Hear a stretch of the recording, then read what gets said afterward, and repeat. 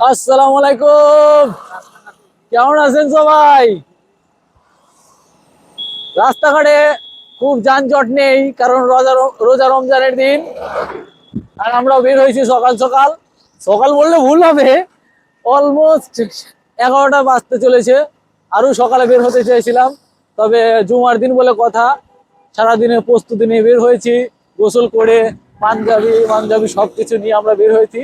রাস্তাঘাটের ভিউ দেখবো, ঘুরতে যাচ্ছি। যেখানে ভালো লাগবে সেখানেই দাঁড়াবো, আর আপনাদেরকে প্রকৃতি দেখাবো। রাস্তাঘাটে কি সুন্দর আজকে পরিবেশ, হালকা হালকা রোদ, ছায়া ছায়া ভাব, গাড়ির মতো গাড়ি চলছে, অনেকগুলো বাইক। আর এদিকে ক্ষেত খামার। এক কথায় প্রকৃতির মধ্যে চলতে না মজাই আলাদা।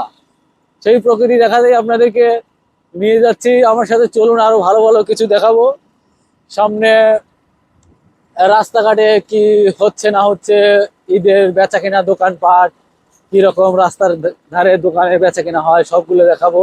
আর বিশেষ করে ভালো ভালো জায়গায় আমরা যাব, দাঁড়াবো, রেস্ট করব, কথা বলবো, প্লাস আপনাদেরকে দেখাবো। আর আপনারা এর আগে একজন কমেন্ট করেছিলেন যে ভাই, রাস্তাঘাটের ভিডিওটা অনেক সুন্দর লাগে, এই জন্য আমি আরো স্পেশালি রাস্তাঘাটের ভিডিও বানাচ্ছি। রাস্তার প্রকৃতির ভিউ দেখতে আসলে অনেক সুন্দর লাগে, আমাকে একজন বলেছিল। তার কথা মাথায় রেখে আরো ভিডিওগুলো বানাবো। আর আপনারা কমেন্ট করবেন কিরকম লাগে আমার ভিডিও, চ্যানেলটিকে সাবস্ক্রাইব করবেন, লাইক কমেন্ট শেয়ার করে দিবেন। যদি সাপোর্ট না করেন আমাদেরকে, তাহলে আমরা আগে যেতে খুব মুশকিল হয়ে যাবে। তাই আশা করবো আপনারা একটু হেল্প করবেন, ভিডিওগুলো দেখবেন, ভালো লাগলে লাইক করবেন, শেয়ার করবেন, আর কমেন্ট করবেন।